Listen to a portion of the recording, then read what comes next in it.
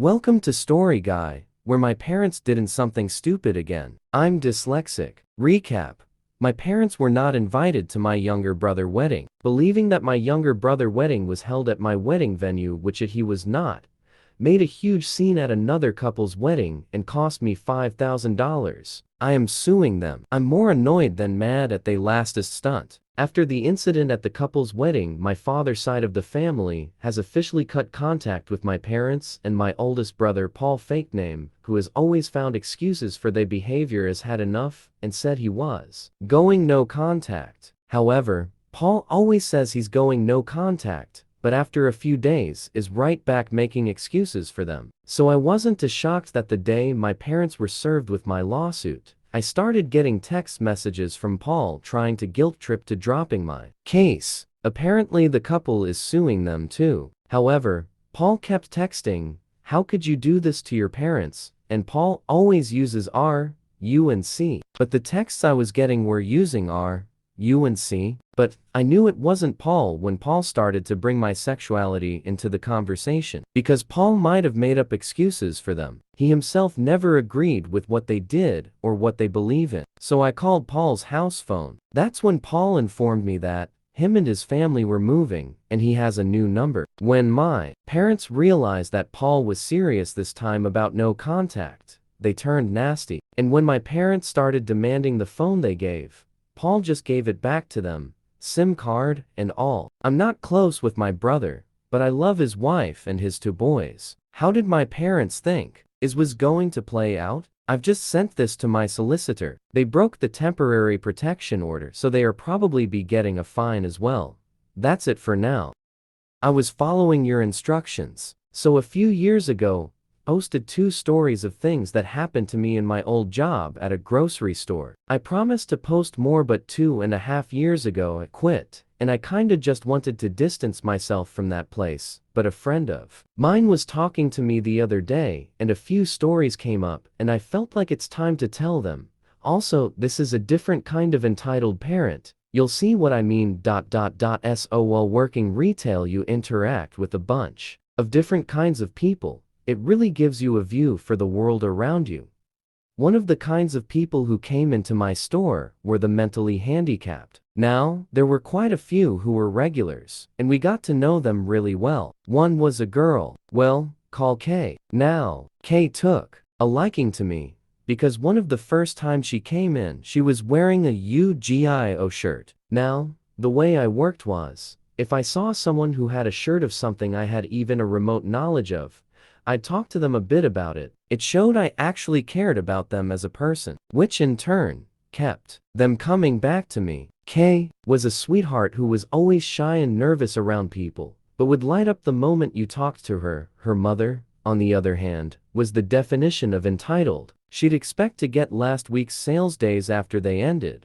Wanted free reusable bags that cost $2, and always had a list of weird directions that changed every time she came in. This incident was no different. So on this day, she came through my line as Kay had seen me. I talked to Kay for a min while packing the groceries when her mother shouted a bunch of directions at me, all but one of which are unimportant to the story, but they were things like, don't put the steak with the ground beef, and don't put the soup with the canned vegetable. Kinda weird, but I don't get paid to give a damn, so I just did what was said. The last of these was to put the eggs between the part of the cart where you'd put a child and the handlebars. Now, no, this space is too wide on our carts, but when I tried to tell her that, I was responded with, "You're here to entertain my kids and do as I say," so I just thought, screw it. Not my job if things go wrong. I finish up her order and continue to talk to Kay as M pays for her stuff, and they leave. Not 45 seconds later,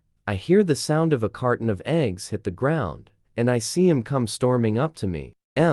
My eggs fell, cuss, you didn't put them in correct. Me, I put them in the way you instructed me to. No, had you listened to me, they wouldn't have fell. Me, I checked with you after I did it to make sure it was how you wanted it. I'm telling you, you didn't do it correctly. Do this at a different store, and it never falls. Cashier, their carts are smaller than ours. Don't lie to me, I know what I'm talking about. At this point, Kay is getting visibly upset, and I'm about done with the mom, so I go to make sure Kay's okay. Me, Kay, you okay? Kay just kept repeating, "Don't be mad," over and over. To this day, kinda breaks my heart a bit. Don't bother with her, she'll be fine, now go get me my eggs. Me, we sent another bagger to get your eggs the moment we heard yours fall, they'll be here in a second. This was true. I need a manager. Little did either me or the know a manager was already been called by the cashier as I continued to calm down Kay, ensuring her I wasn't mad. Now comes the part that still kinda pisses me off. My manager gets here, and even though I only had one store manager I ever liked, most of them knew me better than to think I didn't know my job. This lady proceeds to go off about how I'm a terrible employee and that I spent more time talking to her stupid fucking daughter than to do my job correctly. Now mock me all you want. I'm cool with it. Better? People have called me worse. But to have that level of disrespect to your own child boils my blood. And both my manager and cashier sees me getting upset. And both know why. The cashier steps in and says, "Cashier, you told him to put your eggs like that." Well, he didn't warn me. Cashier next to our register.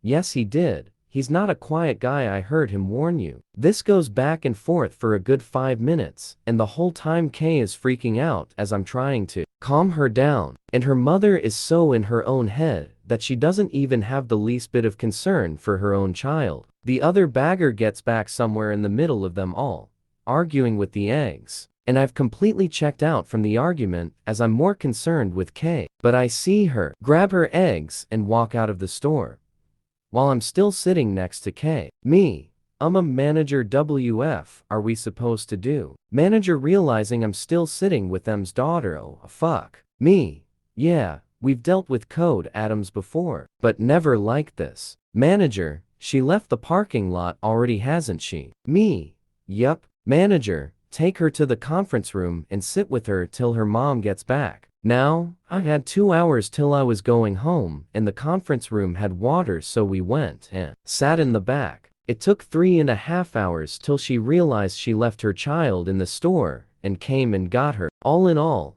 I got 3.5 hours off my feet and a nice amount of overtime. Every time after that when they came in, Kay always asked if I was mad at her, and I'd tell her no, even though it broke me a little for her to think I did. And her mom never gave me instructions again and couldn't look me in the eyes. I saw her once since I quit, while I was shopping with my fiance in a different store, and I gave her a hug and promised her I was never upset with her.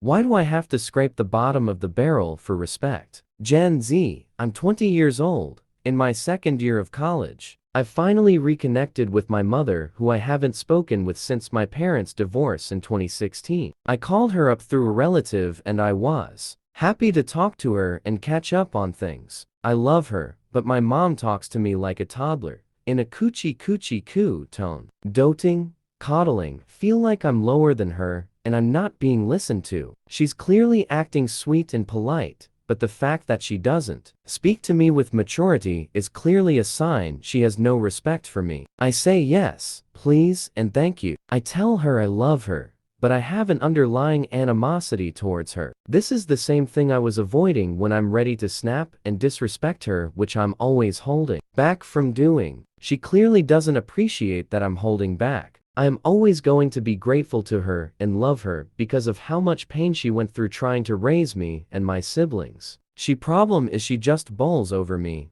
all while saying polite nothings as if it changes anything. I tell her, she's crushing my neck. She has the personality of a typical soccer mom with no self-awareness. I feel embarrassed when I bring her around my friends and my girlfriend because she infantilizes me in public and in private. When I was younger, I accepted it because I knew I was the youngest of my 3 siblings. Now that I'm grown, it's a problem. She is the better of my 2 parents, but she still has no boundaries, and it's completely disrespectful. All I want is advice on how to handle this disagreement in a mature way. Most people in my family are upper middle class. My 2 step siblings are millennials and watch Broadway and Disney movies. They're great, and they support me. I don't have a lot of support from them though, because they're similar.